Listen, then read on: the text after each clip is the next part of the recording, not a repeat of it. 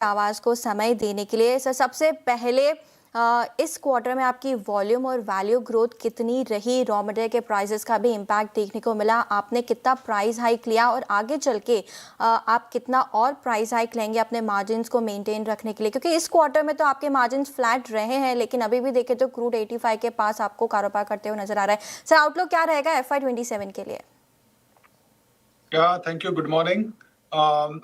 Volume value gap basically price के वजह से था, और डेकोरेटिव में सिंगल डिजिट वॉल्यूम था और वैल्यू ग्रोथ जो था वो हाई सिंगल डिजिट था।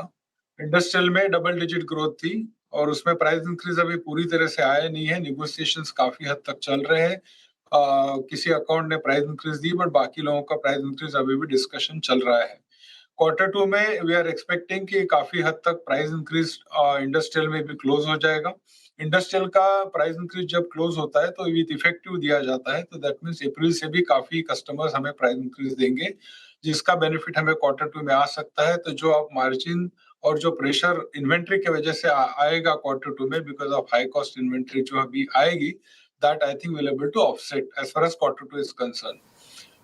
इन terms of outlook, demand momentum जिस तरह से Q1 में हमने देखा, हमें उम्मीद है कि वो मोमेंटम कंटिन्यू होगा बोथ इंडस्ट्रियल और डेकोरेटिव में। मटेरियल के सिचुएशन पे जियोपॉलिटिकल सिचुएशन बहुत ही अनसर्टन है। जून में हमने देखा था कि काफी हद तक प्राइस कंट्रोल में आ गए, डिफ्लेशन स्टार्ट हो गया था, बट फिर से जुलाई में वॉर चालू होने की वजह से फिर से क्रूड बढ़ गया, और फिर रॉ मटेरियल प्राइसेस बढ़ गए। क्रूड से जो प्रोडक्ट निकलते हैं, जो डेरिवेटिव्स है, उसे उसे प्राइस डाउन होने में काफी टाइम लगता है। जब क्रूड ऊपर नीचे होता है तो थोड़ा उसमें टाइम टाइम लैग होता है। But we are hoping that अगर सिचुएशन ऐसे कंटिन्यू होगी, और जो जिस तरह से आज क्रूड लेवल पे है, तो Q2 एंड तक हमें कुछ पॉजिटिव साइंस RM पे दिखने को मिल सकती है। अगर सिचुएशन वोलाटाइल रही तो, और अगर कुछ गैप, अगर प्राइस इंक्रीज लेना पड़ा because of raw material inflation, तो हम जरूर उसका प्राइस इंक्रीज फर्दर लेने की कोशिश करेंगे। बिल्कुल सर, फर्दर प्राइस हाइक यहाँ पर देखने को मिल सकता है जिस हिसाब से वॉलेटिलिटी रॉ मटेरियल प्राइसेस में देखने को मिल रही है। सर, मार्केट शेयर की बात करूँ तो इंडस्ट्रियल कोटिंग बिजनेस का जिक्र आपने किया, यहाँ पे कितना मार्केट शेयर आपने इस क्वार्टर में गेन किया है, आपके क्या टारगेट्स हैं, और स्ट्रक्चरल इंप्रूवमेंट देखने को मिल रहा है OEM डिमांड में। सर, कैसी डिमांड है यहाँ पर, कैसे मार्केट शेयर पैन आउट होते हुए नजर आ रहा है? तो इंडस्ट्रियल में हमने consistently market share last year भी गेन किया था, और करंट ईयर भी हम मार्केट शेयर Q1 के हिसाब से ऐसा लग रहा है कि हमने गेन किया है। हालांकि quarter on quarter market share measure करना थोड़ा डिफिकल्ट होता है, बिकॉज मिक्स चेंज होता है काफी हद तक। इवन इंडस्ट्री का जो फाइनल आउटपुट होता है उसमें भी काफी फर्क होता है। बट जिस तरह से हमारा ग्रोथ हमने देखा, और जो हमारा एक्सपेक्टेशन है मार्केट से, हमारा growth higher than the market है, both in auto as well as non auto business. तो वहां पे मार्केट शेयर डेफिनेटली हमें ऐसा लग रहा है कि this year also will be ending up with higher market share. Sir, industrial paint segment की बिल्कुल सर, इंडस्ट्रियल पेंट सेगमेंट की बात करते हैं, आपने इस क्वार्टर में अनाउंसमेंट किया कि यहाँ पे कैपेसिटी एक्सपेंशन जो है वो प्लान किया है कंपनी ने। सबसे पहले तो कितना केपेक्स सर आप यहाँ पे करने वाले हैं? दूसरी बात मैं ये समझना चाहूँगी कि कब तक इसका जो है रेवेन्यू पोटेंशियल जो है कंपनी देख सकती है, और इसकी फंडिंग सर पूरा इंटरनल अक्रूवल से होगी या फिर आप अपना डेट भी इंक्रीज करते हुए दिखेंगे यहाँ पर?